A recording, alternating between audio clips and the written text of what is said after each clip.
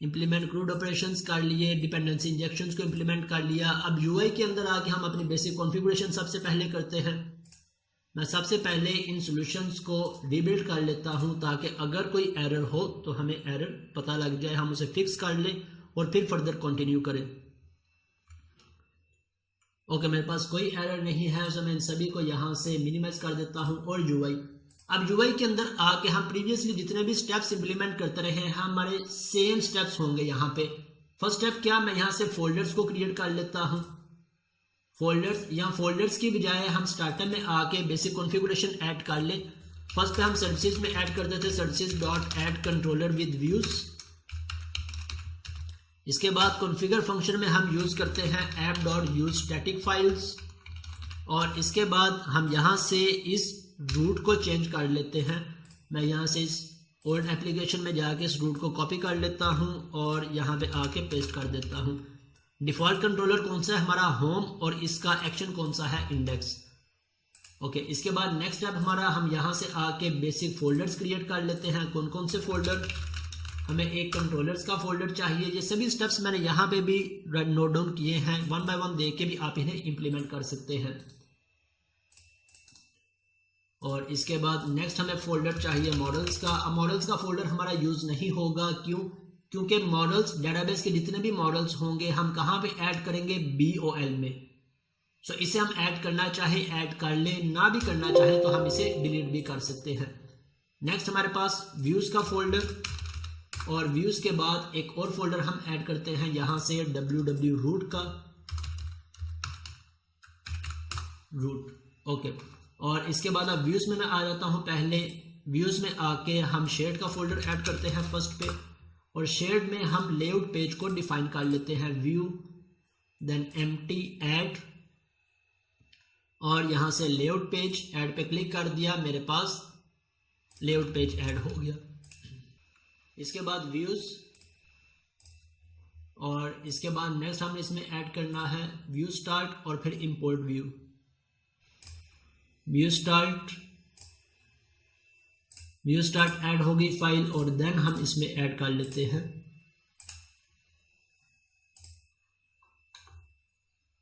Import view.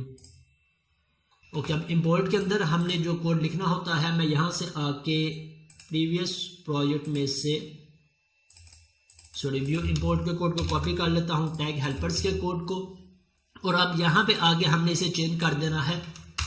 Web application के बजाय जो हमारी यूआई लेयर का नेम होगा हमने उस नेम को यहाँ पे ऐड कर देना है।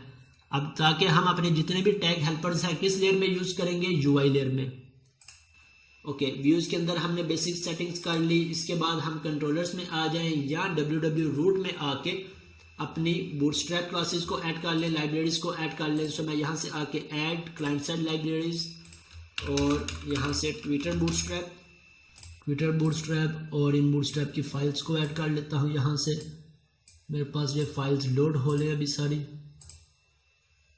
सबसे पहले CS में मुझे ऐड करनी है bootstrap.min.css, और JS में ऐड करनी है bootstrap.min.js, और इसके साथ ही मैं इसमें ऐड कर लेता हूँ क्लाइंट साइड लाइब्रेरी jQuery को।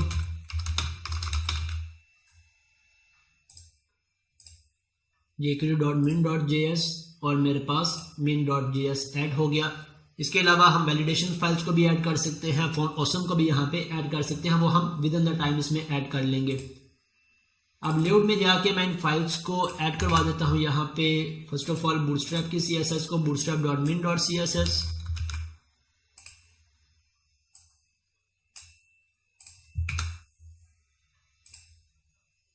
देन jQuery.min.js, और इसके बाद मैं ऐड कर लेता हूँ bootstrap.min.js। ओके, अब फर्दर में आ जाता हूँ कंट्रोलर्स में। सो कंट्रोलर्स में आके मैं ऐड कर लेता हूँ कैटेगरी कंट्रोलर। सबसे पहले होम कंट्रोलर एक ऐड कर लेते हैं, डिफॉल्ट कंट्रोलर, और इसके साथ मैं एक और कंट्रोलर ऐड कर लेता हूँ कैटेगरी कंट्रोलर।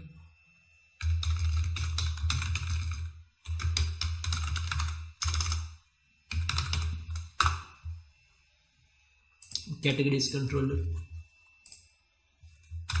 और कैटेगरीज कंट्रोलर पे इंडेक्स, होम पे भी इंडेक्स को हम ऐड करवा लेते हैं। मैं यहाँ से जाके ऐड व्यू और लेआउट पेज, यहाँ से मैं लेआउट को सिलेक्ट कर लेता हूँ। व्यूज, शेड, लेआउट, ये सभी वो कॉन्सेप्ट्स हैं जो प्रीवियस डिटेल में हम इम्प्लीमेंट कर चुके हैं। मेरा नहीं ख्याल कि मुझे किसी को भी एक्सप्लेन करने की ज़रूरत है। अब अगर हमारे पास यहाँ पे ऐड करते कोई एरर आएगा हम उसे फिक्स कर लेंगे, कोई पैकेज ऐड नहीं होगा तो उसे ऐड कर लेंगे, अदरवाइज हमारी एप्लीकेशन अब स्मूथली वर्क करेगी।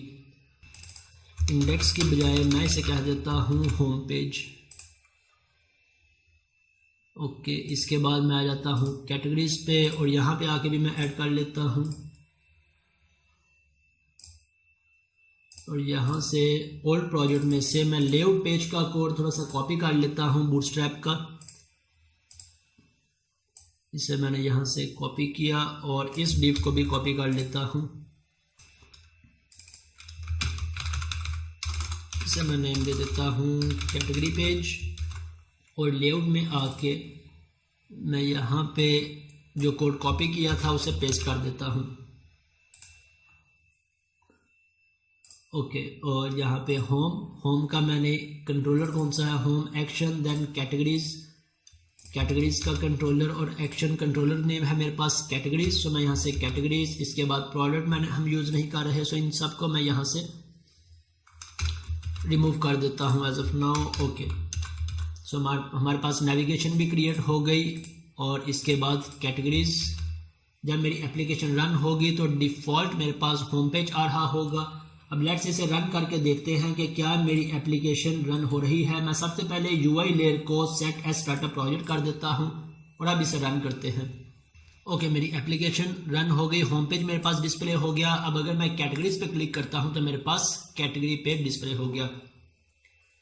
अब यहाँ पे कैटेगरी की बजाय मुझे कैटेगरी लिस्ट डिस्प्ले करवानी है, देन क्रिएट कैटेगरी की फंक्शनैलिटी इंप्लीमेंट करनी है। सो अब मैं कैटेगरी में आ जाता हूँ। अब कैटेगरीज के अंदर मुझे किस लेयर का या किस क्लास का ऑब्जेक्ट क्रिएट करना है। हमारा ये आर्किटेक्चर हमें ये सभी पॉइंट्स एक्सप्लेन करेगा। अब यूआई लेयर मेरी इंटरेक्ट किसके साथ कर रही है, सिर्फ बीएलएल के साथ। इट मीन्स मेरे यूआई में सिर्फ ऑब्जेक्ट क्रिएट होगा बीएलएल का, और अब ऑब्जेक्ट क्रिएट नहीं होगा बल्कि ऑब्जेक्ट हम इंजेक्ट करवाएंगे किसका, बीएलएल का। सो मैं यहां से आ जाता हूं, किस तरह से ऑब्जेक्ट इंजेक्ट करवाएंगे, then private read only category BS OBJ BS, यहाँ इसे हम ओबीजे कैटेगरी बीएस कह लें। कंट्रोल डॉट प्रेस करके इसका रेफरेंस ऐड करवा लिया और यहाँ से मैं इसका ऑब्जेक्ट इंजेक्ट करवा लेता हूँ। ओके, अब मैं यहाँ से इस लिस्ट को गेट कर लेता हूँ, list equal to OBJ category BS dot get all, और इस लिस्ट को मैं पास करवा देता हूँ कहाँ पे, अपने व्यू में। सो इस व्यू में जाके मैं इस लिस्ट को डिस्प्ले करवा लेता हूँ। अब इस व्यू के अंदर हमारे पास जब यहाँ से लिस्ट बाइंड होके आएगी या मैं कहूँ मॉडल आएगा, तो यहाँ से हम उस मॉडल को रिसीव किस तरह से करते हैं, मैं यहाँ पे इसका कोड लिख देता हूँ, मॉडल और आई इन्यूमरेबल ऑफ, कहाँ से मेरे पास मॉडल आ रहा है, मैं यहाँ पे वो मॉडल लिख दूंगा किस लेयर से मॉडल आ रहा है। अगर हमें यहाँ पे समझ नहीं आ रही हम क्या कोड लिखें, तो हम इसका टेम्पलेट यूज कर लेंगे। अगेन इंडेक्स पर राइट क्लिक किया, ऐड व्यू, और अब मैं टेम्पलेट यूज कर लूंगा लिस्ट, और लिस्ट के बाद यहां से किसका ऑब्जेक्ट मैंने डिस्प्ले करवाना है, मेरे पास BOL कैटेगरीज और DB कॉन्टेक्स्ट को सिलेक्ट कर लिया, then add.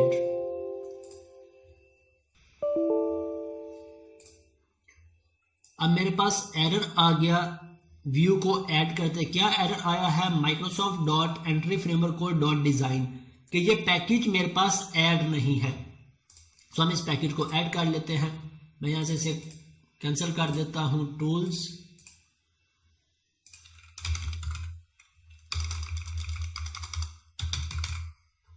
Entry framework core, और यहां से कोर के पैकेजेस में से हमने किस पैकेज को सिलेक्ट करना है, डिजाइन को, और अब किस लेयर में ऐड करना है, यूआई लेयर में, और क्या वेरिएंट उसका होगा, 12।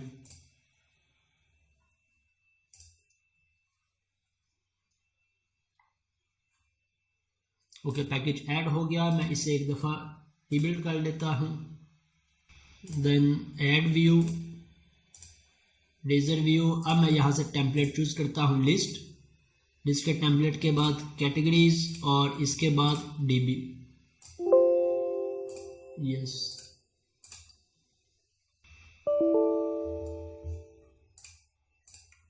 अब अगेन मेरे पास एरर आ गया .NET Core सर्वर का कि ये पैकेज ऐड नहीं है। सो हम एंट्री फ्रेमवर्क के जितने भी पैकेजेस को ऐड करते हैं, हम यहाँ से UI लेयर में भी उन सभी पैकेजेस को ऐड कर लेंगे। क्योंकि मेरे ये सभी पैकेज UI लेयर में भी यूज होंगे। सो मैं वन बाय वन करके इन सभी पैकेजेस को ऐड कर लेता हूँ।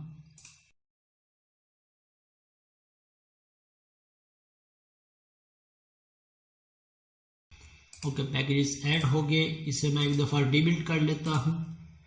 रीबिल्ड हो गया। अब यहाँ से आके इसे ऐड करने की कोशिश करते हैं। अब होप सो मेरे पास ऐड हो जाएगा BOL कैटेगरीज।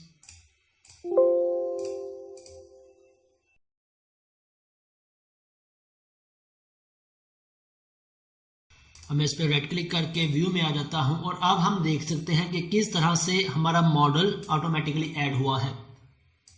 हम इसे भी अपने पास नोट डाउन कर लेंगे ताकि इन फ्यूचर अगर हमें मैनुअली ऐड करना पड़े तो हमें पता होगा किस तरह से हम ऐड कर सकते हैं। अब इसके अंदर मेरे पास ये पूरी लिस्ट ऐड होगी। मैं यहाँ से टेबल में इसकी कुछ क्लासेस को ऐड कर लेता हूँ, टेबल डैश वर और देन टेबल डैश स्ट्रैप की क्लास। कैटेगरी नेम डिस्प्ले हो गया और कैटेगरी नेम के बाद एडिट की फंक्शनैलिटी और क्रिएट न्यू। अब लेट से चेक करते हैं। मैं यहाँ से इस पे एक ब्रेक पॉइंट लगाता हूँ इंडेक्स में और देखते हैं कि मेरे पास ये लिस्ट किस तरह से आ रही है और किस तरह से यहाँ पे डिस्प्ले होती है। अब हमने इस सिनेरियो को समझना है कि हमारी एप्लीकेशन की लॉजिक्स स्टेप बाय स्टेप किस तरह से वर्क करेगी। हमने एग्जीक्यूट किया है UI लेयर को।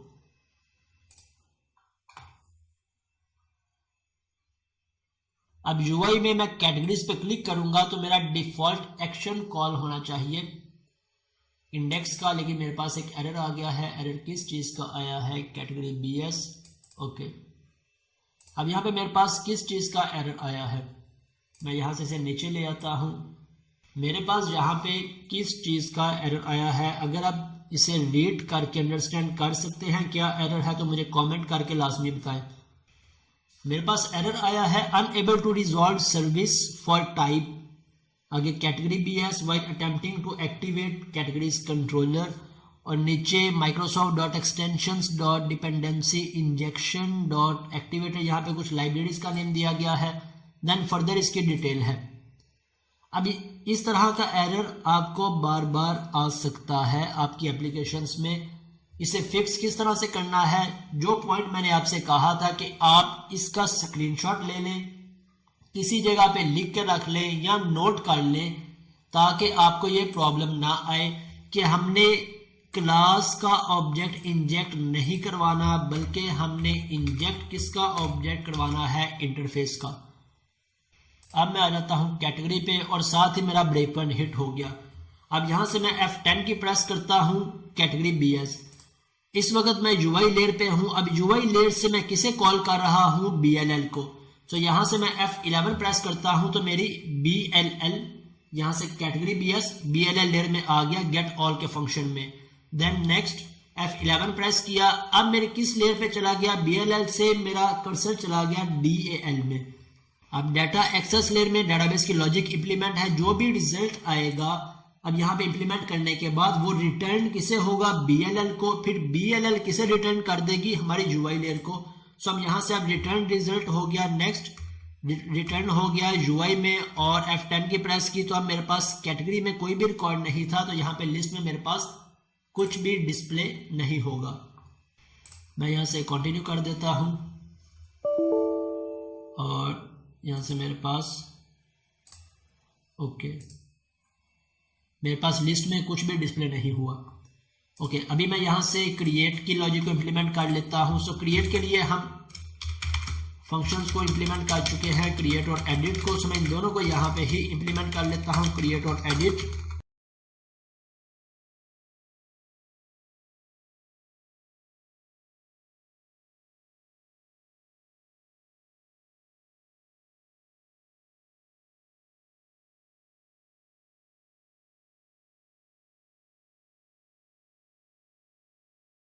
Dot find dot gate bye ID और इसे आईडी पास कर देंगे।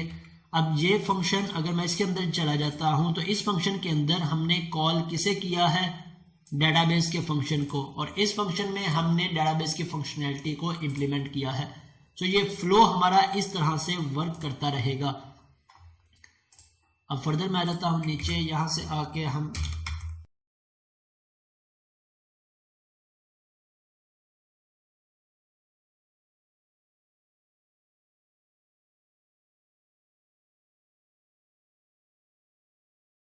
और यहाँ पे मैंने ब्रेक पॉइंट लगाया और इसके साथ मैं इस व्यू को अटैच कर लेता हूँ, ऐड व्यू, और देन इसका टेम्पलेट चूज कर लेता हूँ मैं। एडिट का हम बात कर चुके हैं कि जब हमने क्रिएट और एडिट की फंक्शनैलिटी एक ही व्यू में इंप्लीमेंट करनी है तब हम यहाँ से एडिट के टेम्पलेट को सिलेक्ट करेंगे और देन यहाँ से कैटेगरीज BOL और ऐड पे क्लिक कर दिया।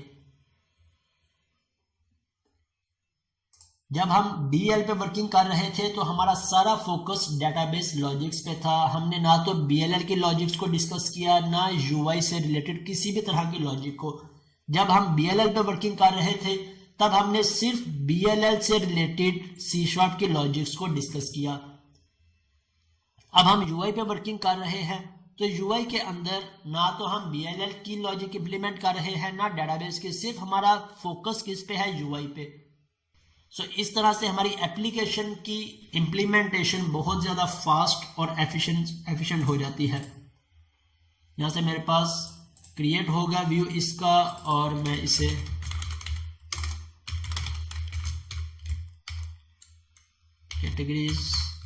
कैटेगरीज करने के बाद इसे थोड़ा सा देख लेते हैं कि हमारे पास किस तरह से ऐड हुआ है ताकि हम उसे आसानी से अंडरस्टैंड कर सकें। और इस बैग को मैं रिमूव कर देता हूं। मेरे पास एक हिडन फील्ड है कैटेगरी आईडी और इसका नेम है, देन वैलिडेशन है, देन मेरे पास बटन आ रहा है सेव का। और जब मेरा फॉर्म सबमिट होगा तो कहां पे सबमिट होके जाएगा, पोस्ट होगा क्रिएट और एडिट पे। ओके, और यहाँ पे भी मैं इसके आगे क्लास ऐड कर देता हूँ btm-primary। कैटेगरीज और कैटेगरीज पे F5 की मैंने प्रेस कर दी। मेरे पास अभी तक कोई भी कैटेगरी नहीं है। मैं क्रिएट पे क्लिक करता हूँ। ओके, क्रिएट के अंदर मैंने यहाँ से क्रिएट और एडिट का एक्शन, क्रिएट और एडिट। अब मैं आ जाता हूँ कैटेगरीज और कैटेगरीज के बाद क्रिएट कैटेगरी। यहाँ से मेरे पास क्रिएट, मैं इसकी लेफ्ट से IT की कैटेगरी को क्रिएट कर लेता हूँ। यहाँ IT की बजाय मैं कोई प्रोडक्ट की कैटेगरी ऐड कर लेता हूँ, फूड। सेव, मेरे पास ब्रेक पॉइंट हिट हो गया। मैं मॉडल को एक्सपेंड करता हूँ तो मेरे पास फूड आ गया। अब F10 की मेरे पास कैटेगरी आईडी ग्रेटर देन 0 नहीं है, ये कंडीशन फॉल्स हो गई, एल्स में चला गया। अब इंसर्ट, अब मेरा ये मॉडल किसे पास हो गया, BS में। अब BS के अंदर अगर हमने इस पे कोई लॉजिक इंप्लीमेंट करनी है, इस नेम पे कोई इंप्लीमेंट करनी है, इस आईडी पे इंप्लीमेंट करनी है, तो हम यहाँ पे वो सारी लॉजिक चेक करके इंप्लीमेंट करके कंटिन्यू कर देंगे। अभी हमने किसी भी लॉजिक को इंप्लीमेंट नहीं किया, तो मेरा ये ऑब्जेक्ट डायरेक्ट हम किसे पास कर रहे हैं, BLL लेयर से DB लेयर को। यहाँ से मैं F11 प्रेस कर देता हूँ तो अब मेरा ऑब्जेक्ट आ गया DB लेयर में, और DB लेयर के अंदर हमने डेटाबेस की लॉजिक्स इंप्लीमेंट की है। मैं यहाँ से F10 और मेरा ऑब्जेक्ट डेटाबेस में सेव हो गया। रिटर्न मेरे पास ट्रू आ गया। अब इस लेयर से अगेन मेरा रिस्पॉन्स बैक कहाँ पे जा रहा है, BLL में, और BLL से मेरा रिस्पॉन्स कहाँ पे चला जाएगा, UI में। यहाँ से मेरे पास UI और UI के बाद मेरा रीडायरेक्ट हो गया इंडेक्स पे F5, और इंडेक्स पे मेरे पास ये फूड डिस्प्ले हो गई। सो ये हमारा कंप्लीट फ्लो है लॉजिक्स को इंप्लीमेंट करने का। अब इन फ्यूचर इसके अंदर हमने कोई भी नेक्स्ट फंक्शनैलिटी ऐड करनी है, हमारे लिए ऐड करना बहुत आसान और सिंपल हो गया है और बहुत स्पीड अप हो गया है। किस तरह से, फॉर एग्जांपल अब ये इस पे मैं एडिट की फंक्शनैलिटी इंप्लीमेंट नहीं कर रहा, हमारी सेम फंक्शनैलिटी है। मैं इस पर क्लिक करूंगा तो मेरा ये एक्शन कॉल हो जाएगा जिसपे हमने ये फंक्शनैलिटी इंप्लीमेंट की है। मुझे सिर्फ किसे चेंज करना है, मुझे यहाँ से आके इस क्रिएट की एडिट की बजाय क्रिएट और एडिट को चेंज करना है। बाकी मुझे किसी चीज़ को भी चेंज करने की ज़रूरत नहीं है। मेरी क्रिएट की फंक्शनैलिटी भी इंप्लीमेंट हो गई और एडिट की फंक्शनैलिटी भी इंप्लीमेंट हो गई। अब इसके बाद हम देखते हैं कि अगर मैंने इसमें कोई और मॉडल ऐड करना है या प्रोडक्ट से रिलेटेड फंक्शनैलिटीज ऐड करनी है तो हमारे नेक्स्ट स्टेप्स क्या होंगे। अब लेट्स से मैं इसे एडिट करता हूँ फूड, और मैं इसे फूड्स कर देता हूँ। सेव पे क्लिक किया, मेरा ये फूड अपडेट हो गया और मेरे पास यहाँ पे फूड्स हो गया। अब लेट्स से इसके बाद मैंने यहाँ पे प्रोडक्ट्स को ऐड करना है। प्रोडक्ट से मुराद मुझे सबसे पहले प्रोडक्ट के मॉडल को ऐड करना पड़ेगा। मॉडल ऐड करने के बाद मुझे इसे रजिस्टर करना पड़ेगा, कहाँ पे, डीबी कॉन्टेक्स्ट में। देन मैं इस पर माइग्रेशन अप्लाई करूंगा ताकि मेरा ये टेबल डेटाबेस में ऐड हो जाए। इसके बाद मैं इसकी डीबी क्लास ऐड करूंगा और फिर उसे रजिस्टर करूंगा या उस पर डिपेंडेंसी इंजेक्शन को इंप्लीमेंट करूंगा, देन DLL में, देन UI में। सो हम एक दफा स्टेप्स को, इन सभी स्टेप्स को इंप्लीमेंट कर लेते हैं ताकि आपका कोई भी पॉइंट मिस हो गया हो या रह गया हो क्लियर हो जाए। ये सभी पॉइंट्स मैंने यहाँ पे भी नोट डाउन किए हैं, वन बाय वन करके आप देख सकते हैं।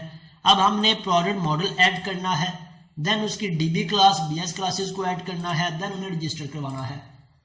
सो मैं BOL में आ जाता हूँ और यहाँ पे आने के बाद प्रोडक्ट्स, मेरे पास जोन से इसके कॉलम्स हैं। लेट्स मैं फिर वक्त के लिए चंद कॉलम्स को ही ऐड कर लेता हूँ। फर्स्ट पे प्रोडक्ट ID और इसे मैं प्राइमरी की डिक्लेयर कर देता हूँ, प्रोडक्ट ID। इसके बाद इस प्रोडक्ट का नेम, देन इस प्रोडक्ट की कोई ना कोई सेल प्राइस, और हर प्रोडक्ट किसी ना किसी कैटेगरी से बिलोंग करेगी। सो मैं कैटेगरी की ID को एज अ फॉरेन की यूज कर लेता हूँ प्रोडक्ट में, कैटेगरी ID। और जब भी हम फॉरेन की ऐड करते हैं हम इसकी नेविगेशन प्रॉपर्टी को भी लाजमी ऐड करते हैं, कैटेगरीज। और इसके बाद यहाँ से मैं इसे एज अ फॉरेन की डिक्लेयर कर देता हूँ। ये मेरे पास फॉरेन की होगी, और फॉरेन की किस टेबल की होगी, यहाँ से कैटेगरीज। और इसी तरह जब नेविगेशन प्रॉपर्टी रिलेशन जब हम क्रिएट कर रहे हो तो एक टेबल में नेविगेशन प्रॉपर्टी ऐड करें तो दूसरे टेबल में भी लाजमी नेविगेशन प्रॉपर्टी को ऐड करना होता है। वर्चुअल, अब यहाँ पे मेरे पास एक कैटेगरी में एक प्रोडक्ट होगी या लिस्ट ऑफ प्रोडक्ट्स, हमारे पास मल्टीपल प्रोडक्ट्स होंगी। तो यहाँ से हम ऐड कर लेंगे आई इन्यूमरेबल को, कि ये हमारे पास लिस्ट ऑफ प्रोडक्ट्स होंगी।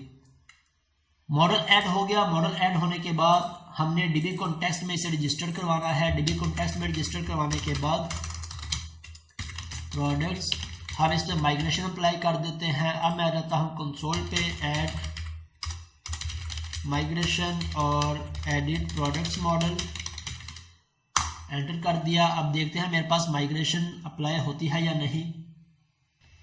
ओके, माइग्रेशन ऐड हो गई। अब मैं इसे अपडेट डेटाबेस कर देता हूँ, तो अब मेरे पास माइग्रेशन डेटाबेस में ऐड हो गई, राइट। अब इसके बाद नेक्स्ट अब हमारा क्या है, माइग्रेशंस ऐड करने के बाद हमने इस क्लास पे DB क्लासेस और BS क्लासेस को ऐड करना है। सो मैं DL के अंदर आके प्रोडक्ट DB की क्लास को ऐड कर लेता हूं, क्लास प्रोडक्ट DB। अब प्रोडक्ट DB का स्ट्रक्चर बिल्कुल सेम होगा, लॉजिक्स फंक्शंस बिल्कुल सेम होंगे जो हम कैटेगरी DB में यूज कर रहे हैं। मीन जो सा पैटर्न हम एक क्लास पे इंप्लीमेंट कर रहे हैं वही सारे का सारा पैटर्न हम बाकी सभी क्लासेस पे इंप्लीमेंट करेंगे ताकि हमारी पूरी एप्लीकेशन में एक कंसिस्टेंसी मेंटेन रहे। सो मैं यहाँ से पहले ये इंटरफेस को कॉपी करता हूँ और इस प्रोडक्ट DB में आके ये मेरा आई प्रोडक्ट DB होगा और कैटेगरीज की बजाय मैं यहाँ पे यूज कर लेता हूँ प्रोडक्ट्स। मैं इस तरह से प्रोडक्ट्स लिख लूँ, या फिर सेकंड हमारे पास ऑप्शन क्या है, मैं कंट्रोल F की प्रेस करूँ, मेरे पास सर्च का ऑप्शन आ गया। यहाँ से मैं इसे सर्च कर लूँ कैटेगरीज, और इसे मैंने रिप्लेस किससे करवाना है, मेरा प्रोडक्ट का क्या नेम है, प्रोडक्ट्स। सो मैं इसे रिप्लेस करवा देता हूँ प्रोडक्ट से। अब एक क्लिक में मेरे सारे के सारे रेफरेंसेस रिप्लेस हो जाएंगे। अब कंट्रोल डॉट प्रेस करके इसका रेफरेंस ऐड कर लिया। अब सेकंड प्रोडक्ट DB, मैं यहाँ से आके इन सभी फंक्शंस को कंट्रोल MO करके इन्हें मिनिमाइज कर लूँगा और इस पूरी क्लास को कॉपी करता हूँ और यहाँ पे आके इस क्लास से रिप्लेस कर देता हूँ और जिसे जिसे मैंने चेंज करना है मैं उसे रिप्लेस करवा लूँगा। अब यहाँ पे आई प्रोडक्ट डीबी और यहाँ पे भी इसका नेम प्रोडक्ट डीबी। इसी तरह यहाँ से कंस्ट्रक्टर का नेम मैं चेंज कर लेता हूँ, कंस्ट्रक्टर नेम चेंज हो गया। अब यहाँ पे मेरे पास कैटेगरीज है, कैटेगरीज की जगह मैं रिप्लेस करवा दूंगा प्रोडक्ट्स को। यहाँ से मैं इस पर क्लिक करूंगा, रिप्लेस ऑल। फर्स्ट ऑप्शन हमारे पास रिप्लेस 1 by 1 का है, सेकंड रिप्लेस ऑल का। मैं रिप्लेस ऑल पे क्लिक करूंगा तो मेरे सभी रेफरेंसेस रिप्लेस हो गए। एक पैटर्न को इम्प्लीमेंट करने का ये फायदा है कि 1 मिनट के अंदर हमने सेकंड डीबी क्लास क्रिएट कर ली।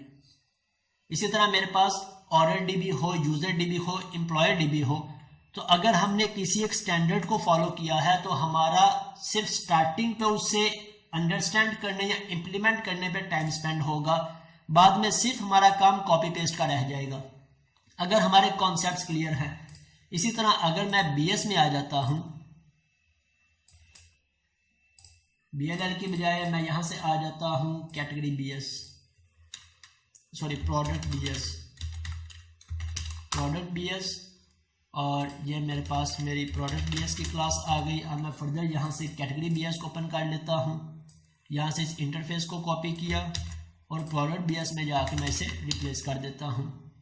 अब कैटेगरी बीएस की बजाय first of all I product BS, then control F और यहाँ से मैं इसे रिप्लेस कर देता हूँ। कैटेगरीज को किससे रिप्लेस करना है? प्रोडक्ट से। सो ये सभी के सभी ऑब्जेक्ट्स जो हाईलाइट हुए हैं रिप्लेस हो गए मेरे, और इसके साथ मैं इनका रेफरेंस भी ऐड कर लेता हूँ। और देन यहाँ से इस इंटरफेस को इम्प्लीमेंट करना है इस क्लास पे, कंट्रोल M-O प्रेस किया, ये सारे फंक्शन मेरे मिनिमाइज हो गए। मैं यहाँ से इस क्लास को कॉपी करता हूँ और यहाँ पे आके इसे पेस्ट कर देता हूँ। अब जिन जिन पॉइंट्स को मुझे चेंज करना है मैं उन्हें चेंज कर लूँगा। अब यहाँ पे मुझे कैटेगरी DB के साथ इसका ऑब्जेक्ट इंजेक्ट नहीं करवाना, बल्कि किसके साथ करवाना है? प्रोडक्ट DB से। प्रोडक्ट DB का मैं कंट्रोल डॉट प्रेस करके रेफरेंस ऐड कर लेता हूँ यहाँ पे भी और यहाँ पे भी प्रोडक्ट DB, और इसके साथ इसके कंस्ट्रक्टर का नेम भी चेंज कर दिया। अब नीचे हमारे पास एरर आ रहा है कैटेगरीज का, कंट्रोल F प्रेस किया और इन सब कैटेगरीज को हमने रिप्लेस किससे करवा देना है? प्रोडक्ट से, और एक क्लिक में सारे के सारे रेफरेंसेस रिप्लेस हो गए। मेरी BS क्लास भी प्रिपेयर हो गई, राइट। प्रोडक्ट DB भी प्रिपेयर हो गई, प्रोडक्ट BS भी प्रिपेयर हो गई। इसी तरह यूजर BS हो, डिपार्टमेंट BS हो, एम्प्लॉय BS हो, ऑर्डर BS हो, विद इन 1 मिनट हमारी हर एक क्लास प्रिपेयर हो जाएगी।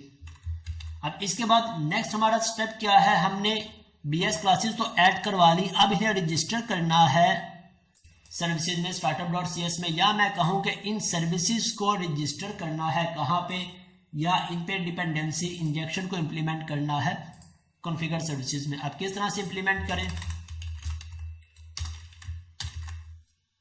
यहां से कैटेगरी DB की बजाय ये मेरी होगी प्रोडक्ट DB, और प्रोडक्ट DB कैटेगरी DB की बजाय प्रोडक्ट DB। इसी तरह BS, sorry I product BS,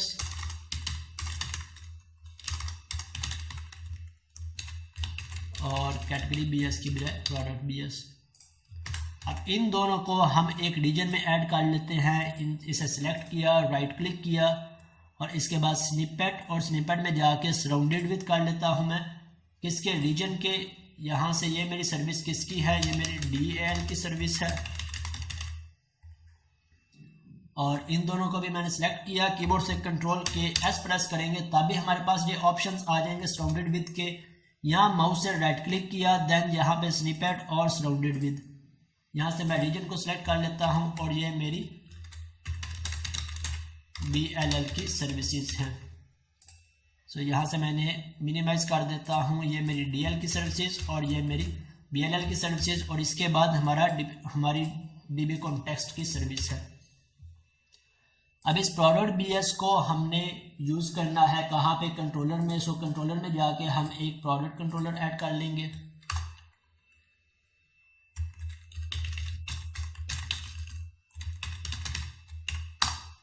product controller, और यहाँ से इसका ऑब्जेक्ट मैं इंजेक्ट करवा लेता हूँ।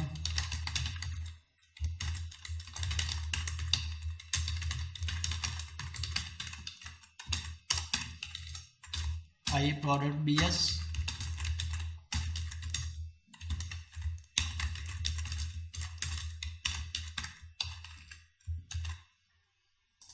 और इसी तरह इस पे सभी के सभी फंक्शंस इंप्लीमेंट कर लेंगे हम। यहाँ से मैं लिस्ट को चूज कर लेता हूँ और इसके बाद product BOL products, okay product add हो गया। अभी मैं इसमें कुछ भी चेंजेस नहीं करता, मैं सिंपल यहाँ से आके इस लिस्ट को पास करवा देता हूँ obj product BS dot get all, और जो सी भी लिस्ट आएगी वो हम अपने व्यू में पास करवा देंगे और व्यू के अंदर ये लिस्ट हमारी इस टेबल में डिस्प्ले हो जाएगी। अब मैं लेआउट में आके इसका एक लिंक ऐड कर लेता हूं ताकि हम इसे चेक कर लें कि इसमें कोई एरर तो नहीं आ रहा। प्रोडक्ट्स इंडेक्स और देन प्रोडक्ट कंट्रोलर है, या प्रोडक्ट्स प्रोडक्ट कंट्रोलर है और प्रोडक्ट, इसे रन करते हैं। अब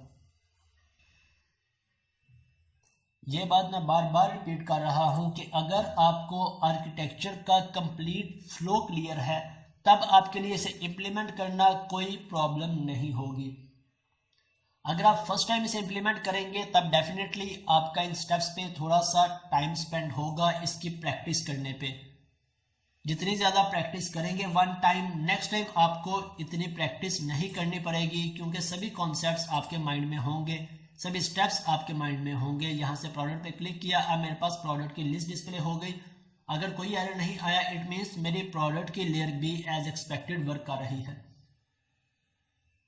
अब इन फ्यूचर अगर मुझे प्रोडक्ट के अलावा किसी भी और कंट्रोलर को, लॉजिक को इम्प्लीमेंट करना है, एम्प्लॉय को इम्प्लीमेंट करना है, तो मुझे मैक्सिमम कितना टाइम लगेगा उस पे क्रूड ऑपरेशंस को इम्प्लीमेंट करने में।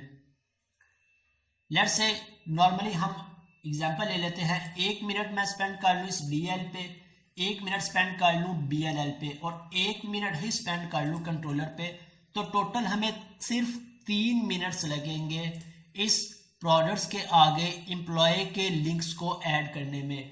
या मैं कैटेगरी के लिंक्स ऐड करवा लूँ या यूजर के लिंक्स को, मीन्स मल्टी टायर आर्किटेक्चर को, या मैं कहूँ कि एक स्टैंडर्ड को फॉलो करने का सबसे ज़्यादा बेनिफिट हमें क्या हुआ कि हमारी एप्लीकेशन की स्पीड बहुत ज़्यादा, डेवलपमेंट स्पीड इंक्रीज हो गई। कोई भी लॉजिक हम आसानी से इंप्लीमेंट कर सकते हैं। अगर आपका इससे रिलेटेड कोई भी क्वेश्चन है तो आप कमेंट सेक्शन में टाइप करके पूछ सकते हैं, अदरवाइज मैं आपको इसकी असाइनमेंट एक्सप्लेन कर देता हूँ, आपने इंप्लीमेंट क्या करना है।